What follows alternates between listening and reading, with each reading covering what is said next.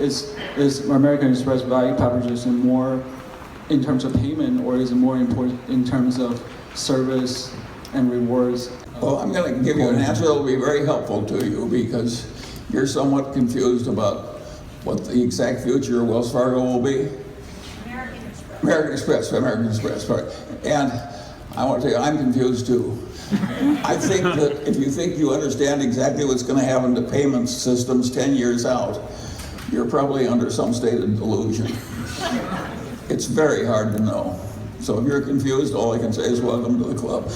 They're doing the best they can. They've got some huge advantages.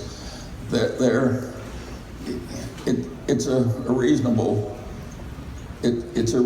bet, but nobody knows. I don't know if IBM is going to sell that much, or Watson.